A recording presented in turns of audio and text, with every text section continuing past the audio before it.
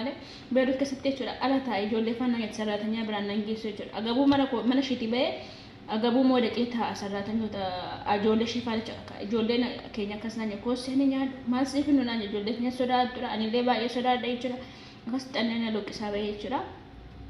Yoo jedhu dukkana tammaata rakkina kuufamee karagaa ulfaata yoo qashta tokko innan bukkee sirriitti nagarsiifne dhiifama warri ganda arabatti xanneen si dhooftu jechuudha waan nyaannu dhabne waan nuti mana qulqulleessuu duwwaadha misaa nyaatan qopheessinu kanaaf karaa waan nyaannu dhabne tan oseenaa daakuu bukeessaati jechuudha. Kun akkasitti Itoophiyaa akkamitti nyaanna akkamitti tolfanna wanni akkasitti kan tolfanna akka nama tolchaa kan argitanii innaan bukeessugaa itti nagarsiifne akkasitti tolfattanii irraa shallaxuu nageessu amma dhumaatti yoo laaftan garuu akkamitti akka nyaadha akkamitti itti nagarsiisa jechuudha teessanii xanneen nu dhayettanii kolaalitii bashitanyaa coggaarraa bashitanyaa taatanii kaargoo fi algaareessaa maatirratti ba'aa taatanii biyya galuu warra jirtan akkasitti tolfadhaa luqeetii xiqqoo ishii bitadhaatii hin darba barri maali jijjiiramaa biyyaa baane malee karsiidhaa biyyaa baane wanti goone nyaannu immoo hin dhabamu maal dachee Itoophiyaatti biyya keenyatti wanni tolfannee nyaanne hin beeknu maal wal soomna akkasitti caccabsaasa zayitii xiqqoo bittanii jechuudha argitanii. Amma dhumaatti yoo laaltan jechuudha hin argattu nafaan akkamitti akka nyaatanii jechuudha. Naa garagalchaa gaamee gubachaa jira laalame asiin qooda jira asiin hafe jechuudha. Maal sin dhimnaan oo baangaaliin kushiinaa jiraatte akkas jedhaniini bayi na yalaa godhedhaan maxabashaa fudhadhaate jechuudha. Oshin diddee maxabashuun sana ijatti qadaadhaati wanni jedha. Yoo immoo dhalaa warra keenyaa faallaa warra keenyaa warra zaranyaa ta'anis kokkeeshii qabaate bidda keessa kanaan achi midhaan filachuudhaaf jettanii xanna isin ajjeesin qooda jira jechuudha. Nana si fuudhee maal akkan godhu muluu isa isinitti agarsiisa jechuudha. Ana bira qaldiin hallaggan harabaa jiru inni Saa'udii fi Beerutitti xanneen ajjeesin hanga ta'e qooreedha wallaahi. Boodammoo qooree jettanii gaafa nani jaarsa kiyyaafana laayivii ba'e intala shibbukoo nyaata ta'in abaartani siniin naatani. Ummata safuun ummata jaarsa irratti illee koomentiin taa'ee namaa barreessu waan ta'eef amma maal akkan godhu isinitti agarsiisa jechuudha. Qixxaan qooreedha duuba maal godhu waxii waxamoo mee maal godhu lakkoofsinanii kan qixxaan kanadha jechuudha. Toleedha iddoo kanammoo qibee jira jechuudha kan hin biyyaa fide kan saawwan kootii jechuudha sinii galti dubbiin tole jedha. Kun immoo barbareen kan biyya Dubaay keessatti daassee jechuudha. Biyya Dubaay keessatti kan daasseedha. Sinii galti dubbiin barbareen isaanii qimamiin qabu waan qabu amma sitti naqa jechuudha. Faarpikaa miti obboloottan kun chilii baa'uudhaan jenneetu binne gaafa binne faarpikaa jenneen binne jechuudha. Tole sa'aatii 11 ta'e fooqee rigaa olee nufe mee maal haa ta'u na ilaaluu dhiistee kaameeraa ilaaluu dhiistee kaamera sana fuuta kan ministeeritti jatti keewwatte I don't care ana garuu soo gidan barbaachisa maamit soo gidatti naqu ganaan hirmaamaatu soo gidan nyaachise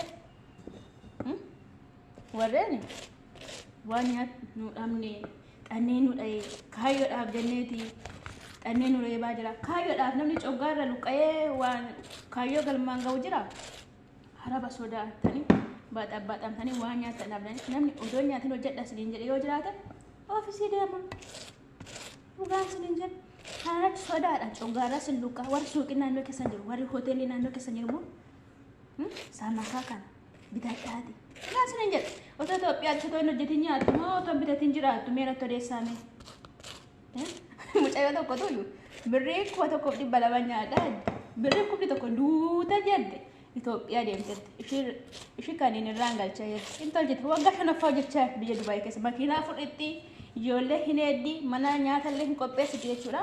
Argitanii inni nyaatu akkasitti hojjete waggaa 5 jedhe nagarramtu mucayyoo sanaan waggaa 2 fixuun dadhabee jechuudha biyya Dubaay keessatti.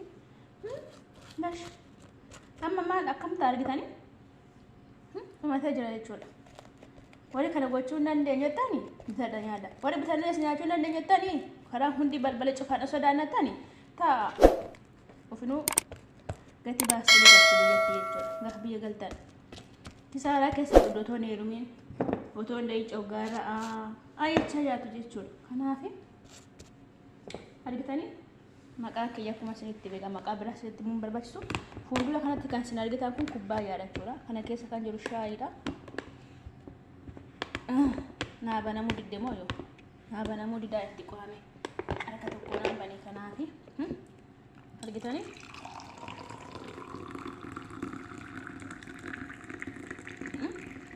maalum nyaata tsadoo naagetti maal abbaa kenna fidde mana waan jirretti hin jedhaanii sa'aatii 11 ta'e sa'aatii 6 kaasee jechuudha. Inna isti natti faradaa yoon balleessite akkana gochuun keetta natti faradaatu bakka otoo arabni nan qixaaxii kiyya barre jechuudha. Lakki hin tolchite mootaan koomentii jalatti barreessaa sheer laayik godhaati obboloota keenya xanneen dhaamaa intarneetii garaagaraa ta'anii hojjetatanii akka nyaataniif sheer godhaa garaa jabaatanii yoo nuti wal gogorsine wal jabeessine malee ijoolleen keenya baay'ee sodaattu jechuudha. Filiippiin mana hojjettu baate mana biraallee deemte fudhattee nyaatti dhugaan siniin jedha fuuldura isaaniitti jechuudha. Keenya garuu ijoollee mana biraas yoo dhatte kabajan qabdu nyaanni hin kennamu. Keenya mana baanii keessumminatiillee yoo araba faana ollaa dhaqanii kushiinaa teessu yookiin ala teessu sarratanyaatti hin dabalan jechuudha. Na mana xannee baatee yookiin nyaattee baatee namni beeku hin jiru jechuudha. Isaan akka kana godhanii ani waan na mudateedha Saawudii keessatti Beeruut keessatti illee waan akkasii amma tokko na mudane shifaana waan hin deemneef manuma keessatti ta'a xanneedhaan na mudata na dhaa malee Beeruut keessatti jechuudha. Ala taa'e ijoollee faana nyaata sarratanyaa biraan nan geessu jechuudha. Agabuu mana shiitii ba'ee agabuu moodaqee ta'a sarratanyoota ijoollee shifaanicha ijoolleen keenya akkas naan koosseeni nyaadhu maal siif nu naan ijoollee keenya sodaatudha. Anillee baay'ee sodaadha jechuudha. Akkas xanneen looqisaa ba'ee jechuudha. Kanaaf sodaa balleessuu qabna siniin jedha obboloota koo. Nagaa argitanii amma sa'aatii misaa ga'utti kana nyaadha jechuudha. Maal abbaa ishee fiddi maal hojjena fidde biyya haa nyaattu isheeni.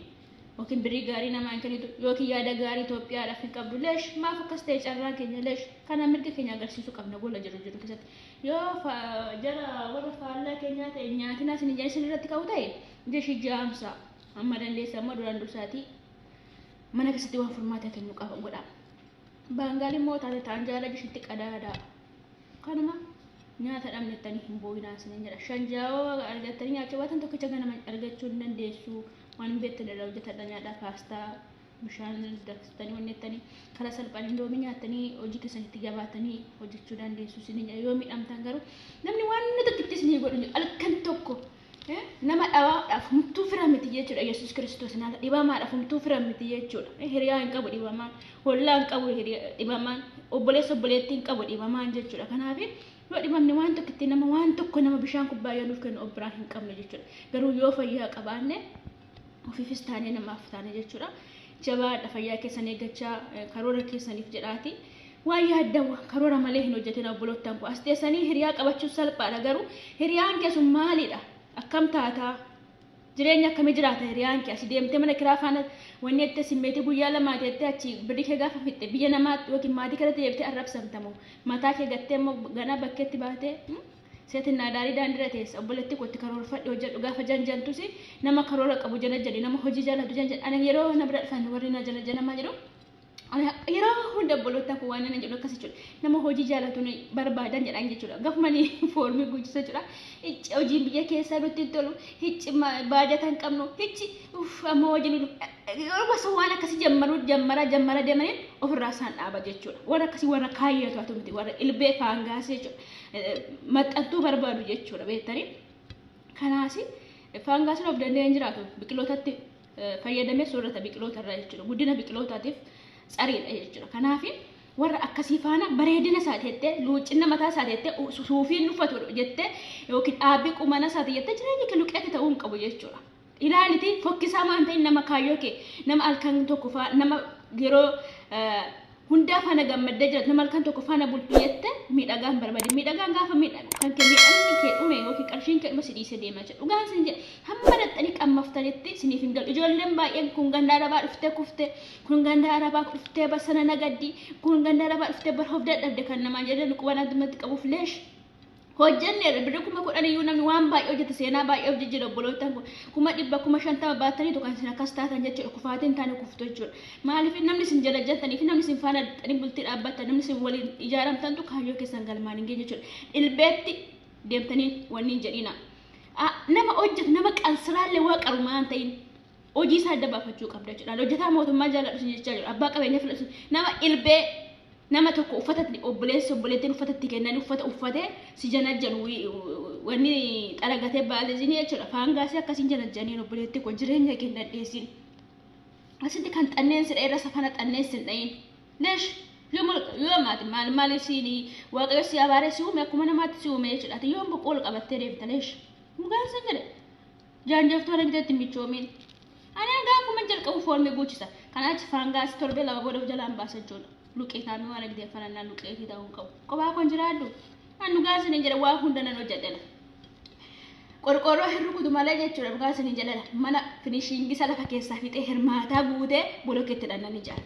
dallaa nan ijaara nan qota nan nagada leestiroo jechuu nagadi waa hunda nan leeshani dhiira bushkaataami wanti nan gabbaruuf leesh manish irratti ijaaraman iddeen kan hunda danda'e inni maal naa hojjetaa natti irratti ijaaraman maal hojjeta innis gita hojii isaatii qabaachuu qaban an hojjetaa mootummaa maalii haa ta'u nama qoddoo qasraati leestiroolee xara walgannaa in argamu taanaan faangaasiin irra teessee yaachuu barbaadde taanaan bu'aa hootiin jedhaan mana koo keessa jireenya koo keessa laayifii koo keessa jechuudha kanaafi akkuma isinitti agarsiise amma caccabsaa hojjechaa jira miti hin caccabsu sa'aatiin sokkeera sa'aatii 11 ta'uudhaafi ganaan isaa deemee qopheessa obbolootaan ko yoo xiqqoosh turtani yaada ajaa'ibaa isinii fidee dhufa subscribe share gochuudhaan natti dabalama waan isin balleessu takkallee hin qabu obboleeyyan keenya waan nyaata dhabanii sodaadhaan mana rabaa keessatti du'aa jiran bira haa ga'u namni bilbila bira hin qabne hin jiru laayik godhaa bira darba laayik gochuun nama tokkotti dabaluu jechuudha laayik gochuun hiriyaa kee biraan ga'u jechuudha amma cibbee piraankii waan gite ilaalaa ooltu muuxannoo namaarraa waan baay'ee baratte jechuudha dubbii namaarras wanti ati keessaa fudhattu hin jira jechuudha turtii gaarii naa qabada dogoggora jiru immoo naaf dhiisaa warra dhiiraa akkanaan jaalladha sin beeka bye bye